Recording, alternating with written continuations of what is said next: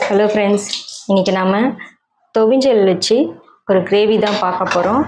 துவிஞ்சல் இது மாதிரி அதை சுத்தப்படுத்தி வாங்கிட்டு வந்து வச்சுருக்கோம். அது குக்கரில் போட்டிருக்கு.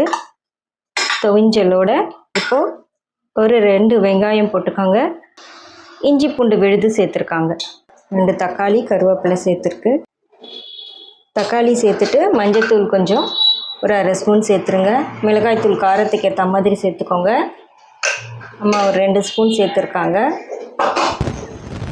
தேவைக்கேற்ப உப்பு, தண்ணி கொஞ்சம் சேர்த்து நல்லா மிக்ஸ் பண்ணி கேஸில் எல்லாம் மசாலா ஐட்டம்லாம் போட்டாச்சு.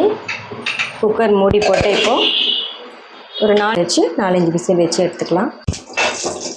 துவிஞ்சல் நல்லா இப்போது வெந்து வந்துருச்சு. ஒரு 4-5 விசில் விட்டு எடுத்துக்கோங்க. இப்போ ஒரு பாத்திரத்தில் எண்ணெய் ஊற்றிருக்காங்க. பாத்திரம் வச்சு அதில் எண்ணெய் 4-5 ஸ்பூன் எண்ணெய் போட்டுருக்கு. சோம்பு, பட்டை, லவங்கம் இதெல்லாம் போட்டுட்டு கருவேப்பிலை கொஞ்சம் போட்டிருக்காங்க.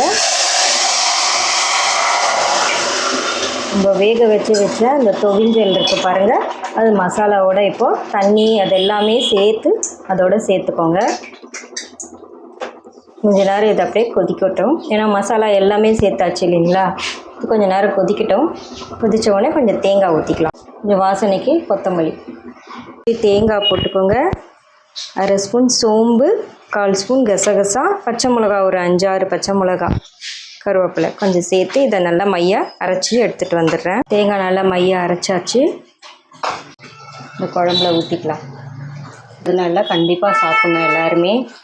ஏன்னா உடம்புக்கு அவ்வளோ நல்லது. வயிற்றுக்கெல்லாம் வயிற்று புண்ணு இருக்கவங்க இதெல்லாம் எடுத்துக்கோங்க. வாய் புண்ணாகிறது, வயிற்று புண்ணாகுது அப்படின்னு சொல்கிறோம்ல, அது அவங்கெல்லாம் இதை கண்டிப்பாக எடுத்துக்கலாம். இதோட சுக்காங்கீரையும் போட்டு எடுத்துக்கும் போது இதோடு செய்யலாம். இந்த துவிஞ்சல் இது 3த்தையும் சேர்த்து கூட செய்யும் போது இன்னும் ஒரு ஆரோக்கியம் அதிகமாகவே இருக்கும்.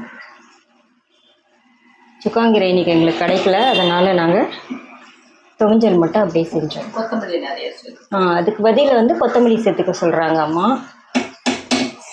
சுக்காங்கீரை கிடைக்கலன்னா கொத்தமல்லி நல்லா சேர்த்து கொஞ்ச நேரம் கொதிக்கட்டும். தேங்காய் கொதி வரணும் இல்லையா, ஆனால் தேங்காய் வாசனை வரும்.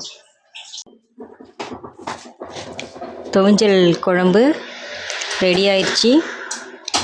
டேஸ்ட்டும் ரொம்பவே சூப்பராக இருக்குது. நீங்களும் ட்ரை பண்ணி பாருங்கள். இது மாதிரி குழந்தைங்களுக்கு கண்டிப்பாக இது போலலாம் செஞ்சு கொடுங்க. வயிறு புண்ணு, ரணம்லாம், வயிற்றில் ரணம் இருக்குது, வாய் புண்ணுக்கெலாம் ரொம்பவே நல்லது. லைக் பண்ணுங்கள், ஷேர் பண்ணுங்கள், சப்ஸ்கிரைப் பண்ணுங்கள். தேங்க்யூ ஃபார் வாட்சிங்.